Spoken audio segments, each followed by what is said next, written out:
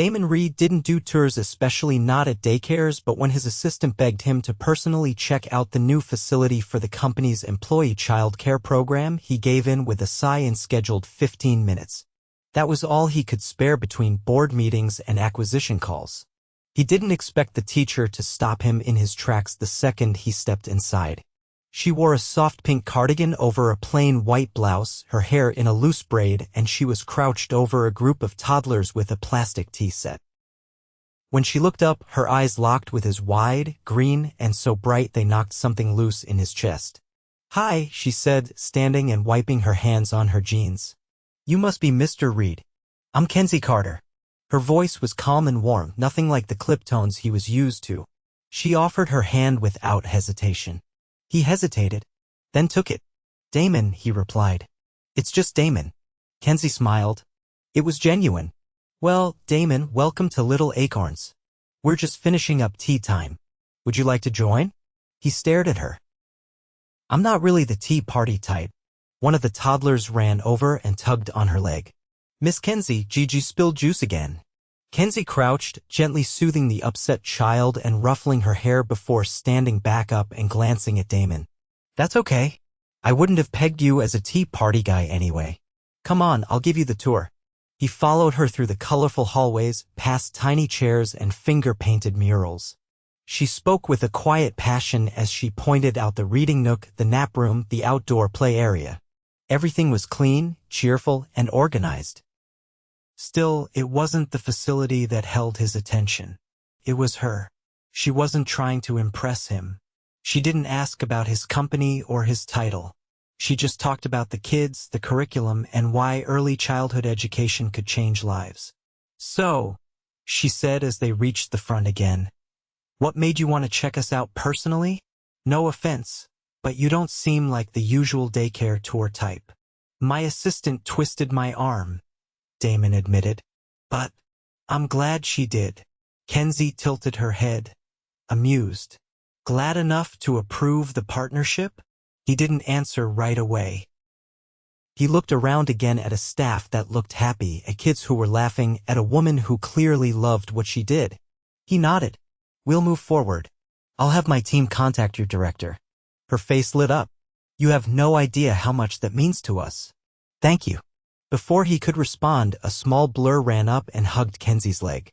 A little boy with wild brown curls and a superhero shirt. "Grady, careful," she laughed. "What did I say about tackling people?" Grady looked up at Damon with big brown eyes. "Are you Kenzie's boyfriend?" Damon raised an eyebrow, surprised. Kenzie turned red. "No, sweetie," she said quickly. "He's just visiting." "Oh." Grady looked disappointed. "But he looks like a prince." Damon chuckled. "That's a new one." Kenzie shot him an apologetic smile and gently guided Grady back toward the play area. "Sorry about that. He's got a wild imagination." "Don't worry," Damon said. "He's not the first person to call me a prince. He's just the first who meant it in a good way." Kenzie laughed, and it was the best sound he'd heard in weeks. He glanced at his watch. He was already 10 minutes late for his next meeting. He didn't care. "Can I take you to lunch?" Her expression shifted. "You're asking me to lunch? After a daycare tour? I know it's not the most romantic setup, but I don't usually meet people like you." She smiled, but it didn't reach her eyes this time. "I appreciate the offer, Damon, but I don't date clients." "I'm not your client," he said smoothly. "Technically, I'm the client's boss." Kenzie crossed her arms, amused. "Still counts." Before he could push further, another child called her name, and she turned away with a soft, "Have a good day, Damon." He walked out of Little Acorns feeling more off balance than he had in years. He was a man who made billion-dollar decisions before breakfast, but he couldn't stop thinking about a daycare teacher with paint on her jeans and sunshine in her voice. The next morning, he sent over a check donation for $50,000 with a note, "For the future superheroes and princesses. And the teacher who makes them believe." He didn't sign it. 3 days later, he returned, this time under the pretense of checking in on the partnership. Kenzie met him at the door with a suspicious look. "You don't strike me as the kind of man who double-checks things." "I'm not," he admitted. "But I'm very thorough when something, or someone, gets stuck in my head." Kenzie hesitated. For a moment, her guard cracked. "Fine. One coffee. There's a place across the street. He followed her out, heart beating harder than it should have. That coffee turned into a walk. The walk turned into an hour. Then 2. He learned she'd been teaching for 8 years, had grown up in Ohio, and was raising her nephew after her sister passed away. Grady wasn't just a student. He was her family. Damon had never admired anyone more. "You're doing it all by yourself?" he asked as they sat on a bench outside. "I have help from friends," she said. "But yeah, mostly." He looked at her, really looked. No designer labels, no flashy jewelry, just strength, kindness, and a fire that hadn't gone out despite everything she'd faced. "I'd like to see you again." Kenzie looked down. "Damon, I'm not sure we're from the same world." "You're right," he said. "But maybe that's the best part." She looked up at him, and for the first time she didn't say no. She said, "Okay." He smiled. "Okay." Neither of them knew it yet, but that was the moment everything changed. And one day a very surprised CEO would realize that the daycare tour he never wanted would lead to the only thing he'd never known he needed. Damon wasn't used to waiting. His entire world moved at the speed of command, deals closed in days, decisions made in minutes. But with Kenzie, everything slowed. And for the first time in years, he didn't mind. Their coffee turned into weekly meetups, always on her terms, always in neutral territory. She kept him at arm's length with a grace he hadn't encountered before. There were no flirtatious games, no chasing. Just conversations that left him more intrigued each time. One Friday afternoon, he showed up at the park where she often brought Grady after work. She spotted him sitting on a bench near the sandbox, watching quietly as the boy built a lopsided castle.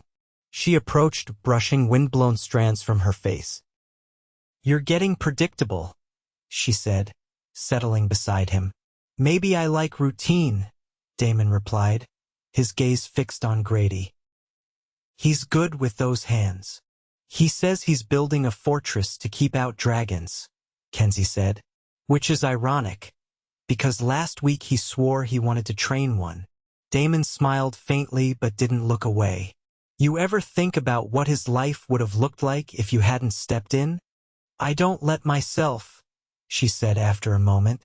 "Grady doesn't need my guilt. He needs my presence." He turned to her. "That's heavy to carry." Kenzie shrugged, pulling her knees up on the bench. "It's not about what I carry. It's about what he doesn't have to." Damon studied her, the quiet resilience behind every word. "You ever ask for help?" She gave a soft laugh. "Help from who? My college roommate who teaches yoga in Portland? My neighbor who already watches 3 grandkids? I've got people I love, but no one who really fits." The implication settled between them. "I could fit," he said quietly. Kenzie turned to him, startled.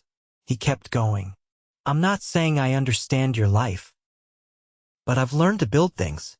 Teams, companies, empires. If I want to make something part of my world, I don't quit." "This isn't a business pitch, Damon," she said, voice low. "This is a 6-year-old boy who asks why he can't make a Father's Day card." "I'm not trying to be his father," Damon said. "I'm trying to be something steady. For both of you." Kenzie stared at him for a long moment, then looked back at Grady. "He's had 3 men in his life disappear since he was born. I don't introduce him to anyone unless I believe they'll stay." Damon didn't flinch. "Then I guess I'll keep showing up until you believe it." She didn't answer, but her fingers brushed his as she stood up. It wasn't a declaration, but it wasn't nothing. The following week, he invited her to an evening at the planetarium, Grady included. She hesitated, then agreed. The night was clear, the exhibit quiet, and Grady's eyes lit up as he stared at the stars projected above them. Damon watched the boy more than the constellations. "Mom used to tell me the stars were people waiting to come back," Grady whispered as they sat in the dark theater. "Do you think that's true?" Kenzie's breath caught, but Damon answered first. "I think some people never really leave," he said. "They stay in the things we love, like stars, or comic books, or tea parties." Grady leaned against Damon's side. Kenzie said nothing, but her hand reached for Damon's in the dark. After that, things shifted. Kenzie didn't push him away when he stopped by the daycare with books for the reading corner. She didn't flinch when he offered to drive them home after a late dinner. And one Saturday when Grady had a fever and she was running low on sleep, Damon showed up at her apartment with groceries, a humidifier, and a bag of dinosaur-shaped ice packs. "You didn't have to do all this," she murmured as she let him in. "I know," he said, setting the bags down. "But I wanted to." They didn't kiss that night. They didn't need to. A week later, she invited him to Grady's school play. Damon canceled a meeting with a European investor to sit in the third row and watch a 6-year-old in a cardboard crown roar like a lion. After the applause, Grady ran straight to Damon and launched himself into his arms. "You came," he said, clinging to his neck. "Of course I did," Damon replied, holding him tight. "I wouldn't miss it for anything." Kenzie watched them from a few feet away, one hand over her mouth. Later that night, after Grady had fallen asleep in the back seat, she turned to him as he drove. "I can't keep pretending this is casual," she said. "It's not." "I never thought it was," Damon said, glancing at her. "But if you're ready to call it something else, I'm in." She hesitated, then nodded. "I'm ready." From that night on, Damon was part of their lives. Not in flashes or fragments, but fully. He helped Grady with school projects. He brought dinner when Kenzie was too tired to cook. He learned the bedtime routine, the lullabies, the storm stories. But it wasn't perfect. One night, Kenzie found him pacing her living room after a phone call from his legal team. "What happened?" she asked, setting down a mug of tea. He didn't answer right away. "Then, my board just approved the expansion into Hong Kong. I'm supposed to relocate for 4 months. Kenzie stiffened. "When?" 2 weeks. She sat down hard on the couch. "And when were you going to tell me?" "I just did." "No, Damon. You dropped it like a memo. We're not one of your mergers." He ran a hand through his hair. "I didn't ask for this timing. But it's a huge step. I've built this company for years and I'm not asking you to throw it away," she interrupted. "But if you disappear for 4 months, what does that say to Grady? To me?" He looked at her, his expression torn. "I want both. Because I'm not asking you to choose. But I won't let us be the thing you fit in between meetings." Damon stood still in the middle of her living room long after she walked into her bedroom and quietly closed the door behind her. And for the first time in a long time, he didn't have an answer. Damon didn't board the company jet to Hong Kong. Instead, he stood at the edge of the school playground on a chilly Monday morning, watching Grady race toward the jungle gym while Kenzie zipped up her coat and glanced. "Shouldn't you be halfway over the Pacific by now?" she asked, brushing a strand of hair from her cheek as the wind picked up. "I postponed," he said simply. Her eyes narrowed. "Postponed or canceled?" "Postponed," he repeated. 2 months. I'll fly out once I finish building something here that matters more." Kenzie wrapped her arms around herself, not from the cold. "You shouldn't change your life for us." "I'm not," he said. "I'm changing my life because of you." He waved back, then turned to Damon. "Can you pick me up later?" he asked, hopeful. Kenzie turned, surprised. Damon didn't hesitate. "If it's okay with your aunt." Kenzie met his gaze. "Fine. But you're doing homework duty." That afternoon, Damon sat at the kitchen table with Grady, who was attempting to write a paragraph about astronauts while using his fork to catapult macaroni onto the floor. Damon caught one of the noodles mid-air and gave him a pointed look. "Newton's third law," he said. "For every action, there's an equal and opposite mess." Grady stared blankly. "Is Newton an astronaut?" Kenzie laughed from the stove. "No, but he's probably rolling in his grave right now." Damon grinned despite himself. "Let's just say he's the reason you can't launch pasta into orbit." Grady groaned. "Homework is dumb." "I used to think that too," Damon said.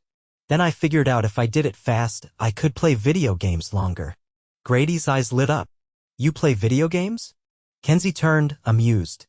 "Don't encourage him." Damon leaned toward Grady. "Maybe we'll have a tournament this weekend. You versus me. Winner gets extra dessert."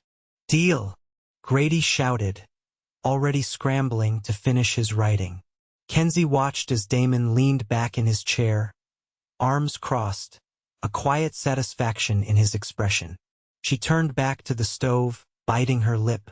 Later that night, after Grady had fallen asleep mid-chapter during story time, Damon stood in her living room, coat in hand. "You're good with him," she said softly. "I'm not trying to be," he replied. "I just like him." Kenzie leaned against the doorframe. "And what about me?"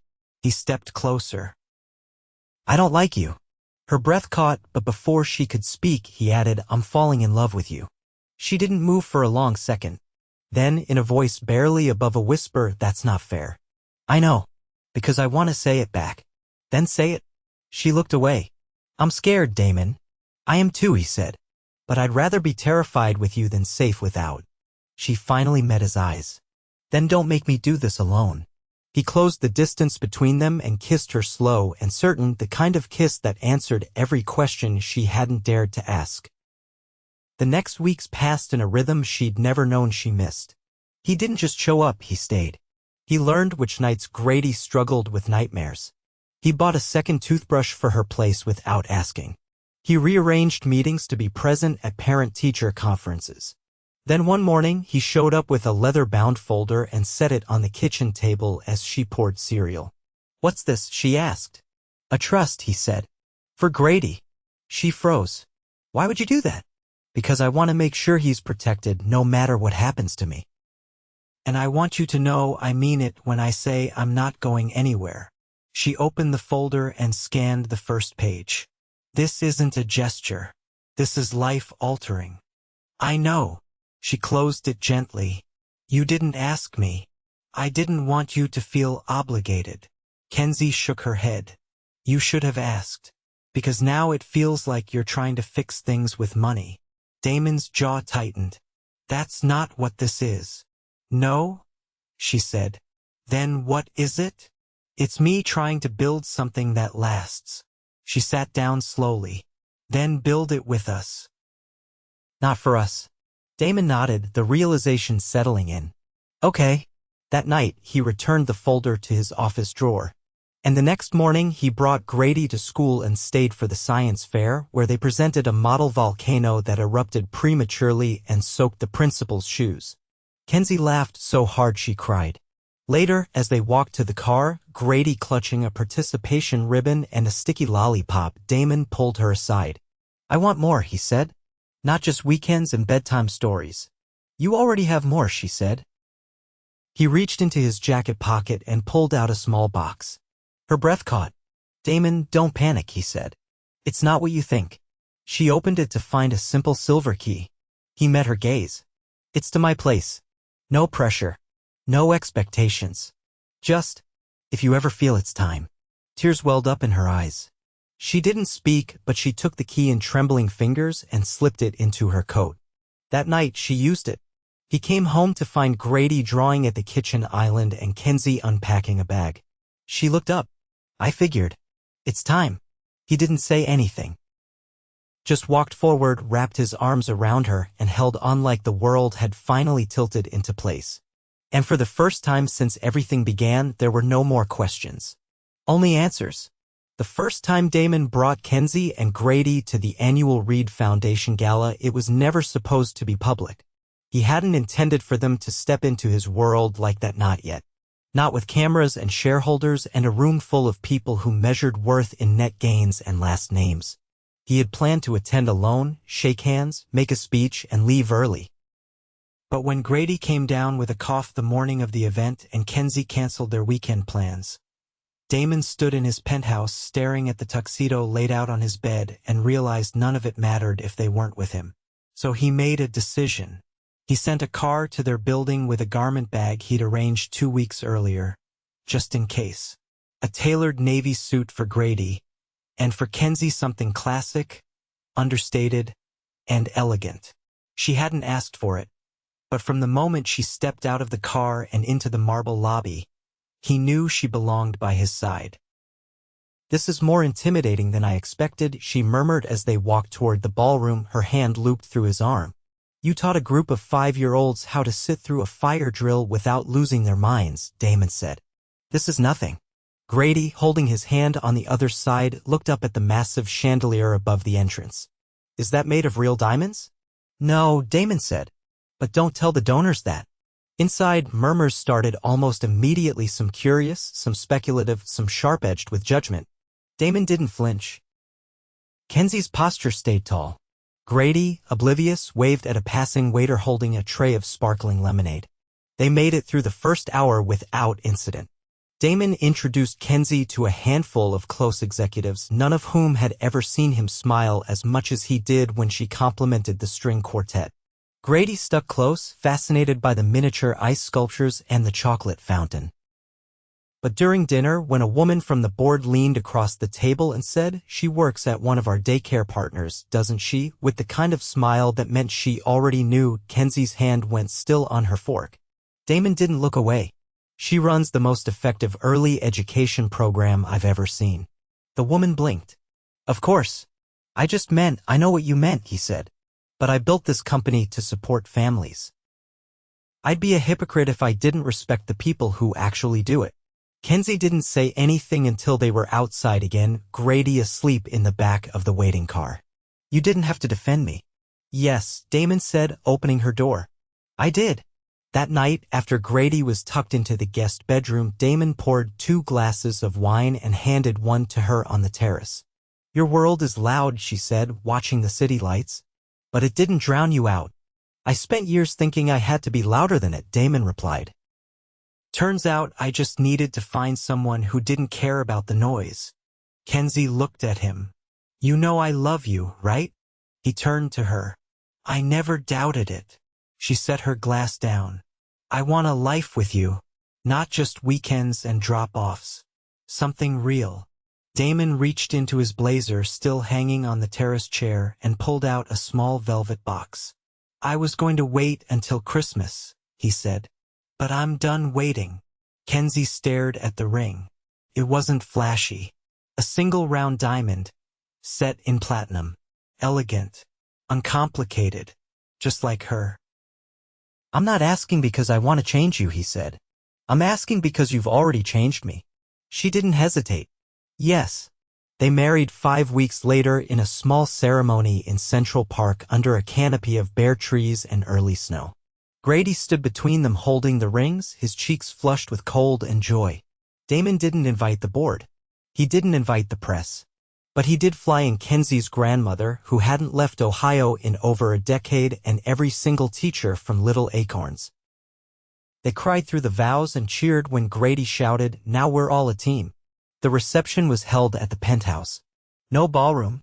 No orchestra. Just music, laughter, and a chocolate fountain Grady insisted on recreating from the gala. Damon watched his wife dance barefoot in the living room, her cardigan long gone, her braid undone, and wondered how he'd ever thought his life was complete before her. Late that night, after Grady had fallen asleep on the couch under a blanket of coats and Damon had carried him to bed, he returned to find Kenzie sitting on the terrace, her arms wrapped around her knees. "Tired?" he asked, settling beside her. "Not really," she said. "Just settling it all in. The fact that this is real." He laced his fingers through hers. "It's as real as it gets." She looked at him, her eyes shining.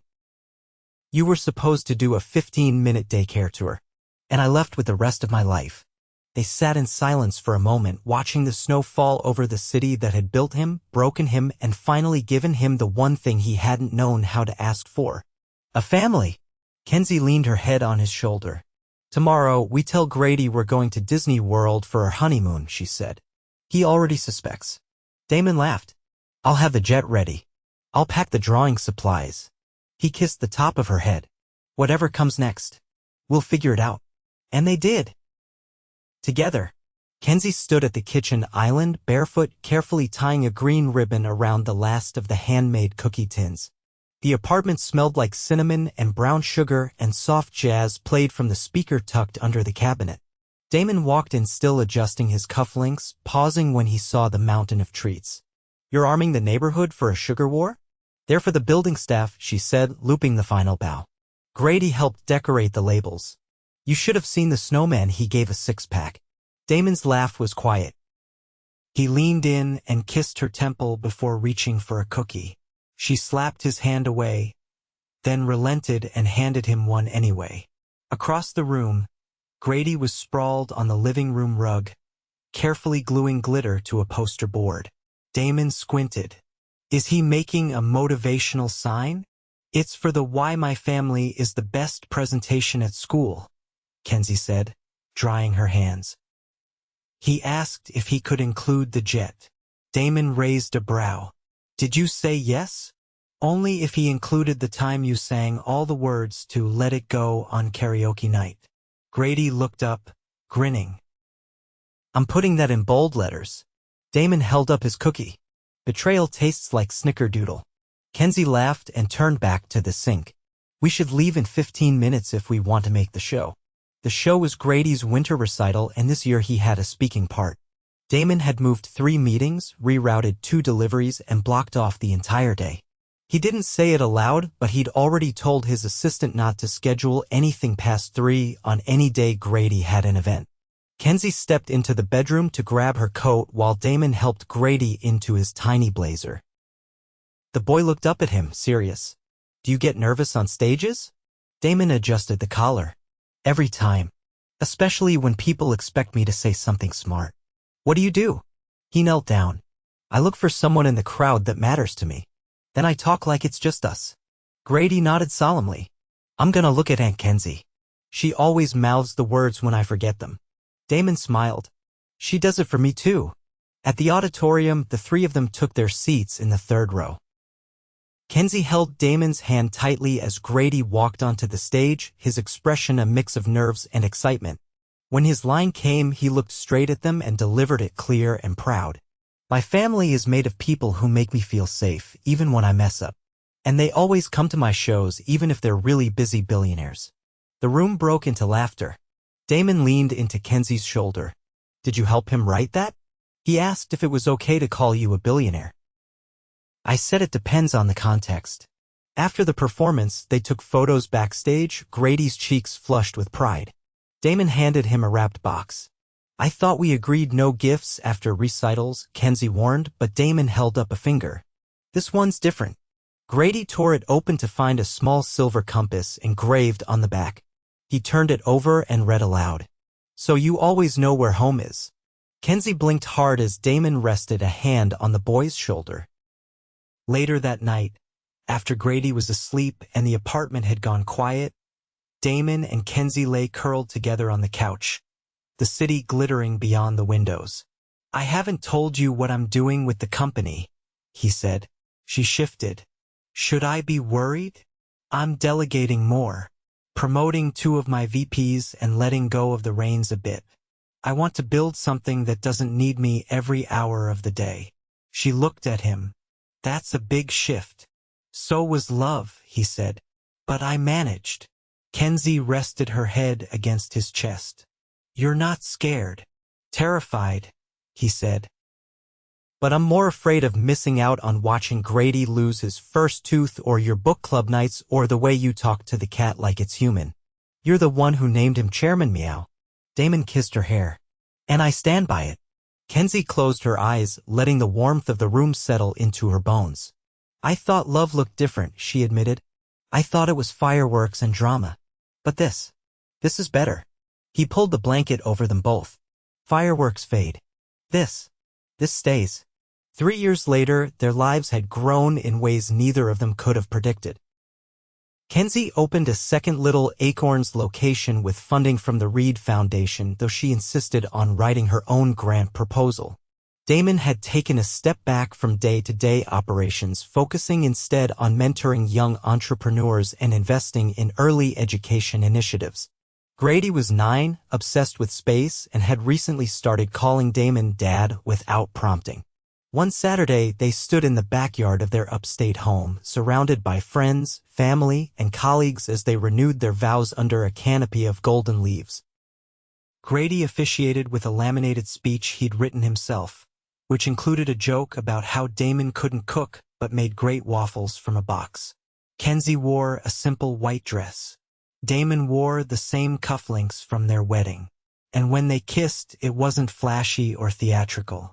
It was steady, certain, home. Afterward, They danced barefoot in the grass while Grady ran around with sparklers.